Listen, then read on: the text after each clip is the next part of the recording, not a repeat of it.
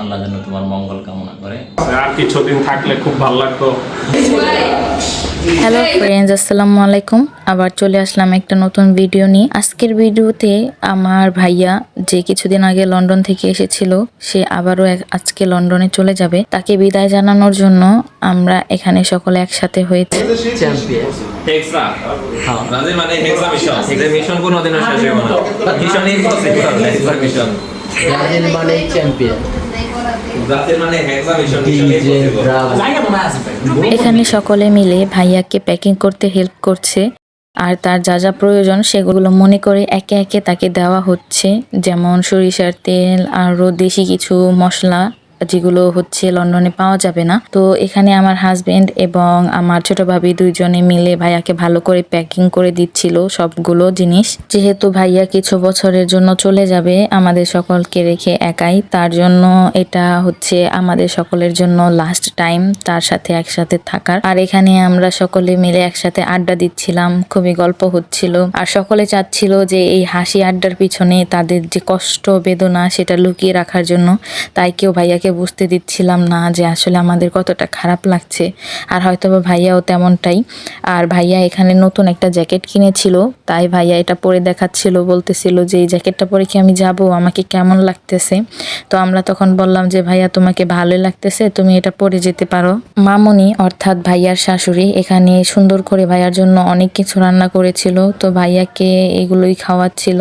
আম্মু আর মামনি দুইজনই দেখে দেখে ভাইয়াকে খাওয়াচ্ছিল, কারণ এই মুহূর্তটা কখন আবার আসবে তারা নিজেরাও জানে না। আর এখানে সকলে মিলে এই খাবারগুলো খুবই ভালো করে খাচ্ছিলাম, আর কল্পনা করছিলাম যে এই দিনটা ইনশাল্লাহ আবারও একদিন আসবে, যেদিন আবারও আমরা একসাথে এভাবে খাবো সকলে মিলে। কবে আসলো, কবে চলে যাইতেছে, জিনিসটা আমার খুব খারাপ লাগতেছে। আর কিছুদিন থাকলে খুব ভালো লাগতো। হ্যাঁ শালা এক মাসে প্রথম দিন দেখলাম 30 নাম্বার দিন, শেষের দিন দেখতেছি এক নাম্বার দিন না 30 নাম্বার দিন। আর কিছুদিন থাকলে আবার ইনশাআল্লাহ দেখা হবে, আমাদের দেখা হবে আবার। খারাপ লাগতেছে। এখন হচ্ছে রাত 2টা, আর আমরা সকলে ঘুম থেকে উঠে পড়লাম। সকলে বলতে এখানে যারা মেয়েরা ছিলাম তারা ঘুমিয়েছিলাম, আর যারা ছেলেরা ছিল তো এরা সকলে মিলে একসাথে আড্ডা দিচ্ছিল আর কথা বলছিল। তারা টাইমটা খুবই সুন্দর করে কাটিয়েছে। এই মুহূর্তটা ছিল আমাদের সকলের জন্য খুবই মেমোরেবল, আর আমি চাচ্ছিলাম এই মুহূর্তটাকে ধরে রাখার জন্য, তাই আমি এখন ভিডিও করা শুরু করে দিয়েছিলাম। আব্বু, আজকে তোমার ছেলে চলে যাচ্ছে, তোমার কেমন লাগতেছে? অনেক ভারাক্রান্ত মন, সুখ দুঃখ সবকিছু মিলেই আজকে আমাদের দিনটা রাত্রে কাটতেছে। আব্বু এতটাই কষ্ট লাগতেছে যে আব্বুর ভাষা আসতেছে না বলার মতো, এতটা কষ্ট লাগতেছে আব্বুর। আব্বুর চোখ দেখলে বোঝা যাইতেছে প্রথম দিন কত খুশি ছিল যেদিন ভাইয়া আসছিল। থাক, ভাইয়ার জন্য দোয়া করে দাও, কিছু বলো ভাইয়ার জন্য। আলহামদুলিল্লাহ, আল্লাহ যেন তাকে সেই সালামত জায়গা মতো পৌঁছায়। ছেলের জন্য কিছু বলো। কি বলবো, আমার ছেলের জন্য সবাই দোয়া করেন। আজকে ছেলে চলে যাইব লন্ডন। দেখতে দেখতে বিদায়ের মুহূর্তটা চলে আসলো, আর এখানে ভাইয়াকে আমি জ্যাকেটটা দিয়ে দিলাম। সকলে মিলে রেডি হয়ে এখন বেরিয়ে পড়বো। তো বেরোনোর আগে আমার হাজবেন্ড বলছিল যে চলো চলো আমরা সকলে মিলে কয়টা সেলফি তুলি, কারণ এই সেলফিগুলো আমাদের স্মৃতি হয়ে থাকবে। চশমার আড়ালে চোখে পানি লুকাতে চাইছিল না, এখনই জানি তো মামাও চলে যাবে। আমি তো চলে যাচ্ছি। Bye bye, tata. তোমরা সবাই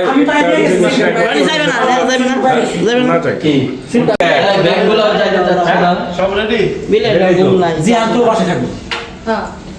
মিলে চলো চলো চলো যাও আগে যাও, আল্লাহ নাম নেবে। উঠে দিয়ে আমার কাছে এটা দেখতে কি হালকা মনে হইতাছে, মনে উইরা যাবে। আগে যাবি না। হ্যাঁ যাইয়ে ঠাকুর নেবে।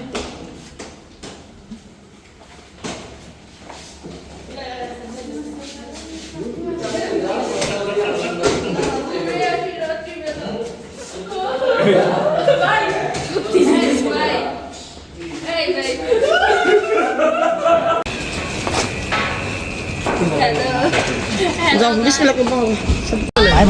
বাইলো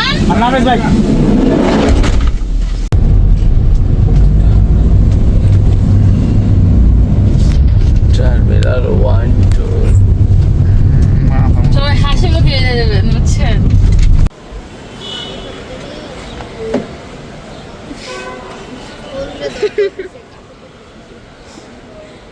বিদায় সবাই।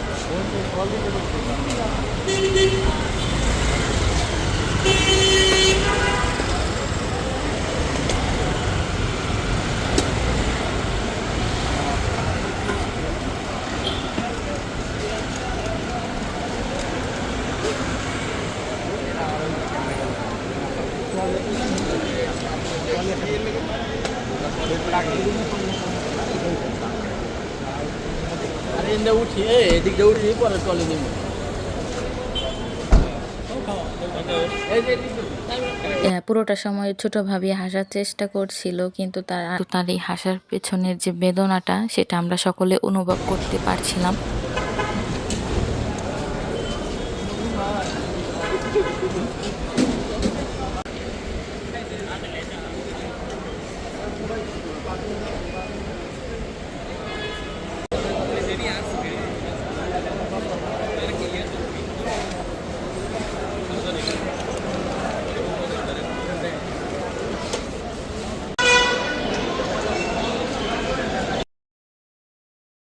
ভাইয়ার যখন একদম ভিতরে যাওয়ার সময় চলে আসলো, তখন আব্বু আর নিজেকে আটকে রাখতে পারলো না, সে চলে গেল তার ছেলের কাছে আর ছেলেকে শেষবারের মতো একটু জড়িয়ে ধরলো। তো বাবা আর মার যে ভালোবাসা সেটা হয়তো বা দুনিয়া অন্যরকম, কিন্তু তার পাশাপাশি বউয়ের ভালোবাসাটাও রয়েছে এখানে।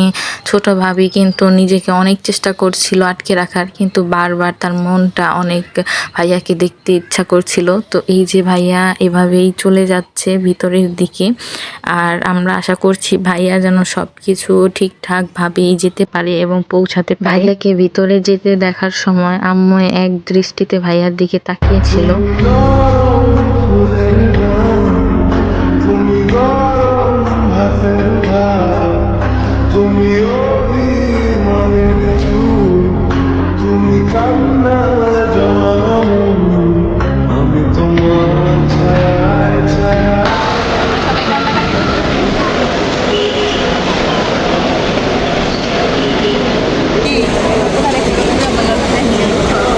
কি কথা কইব?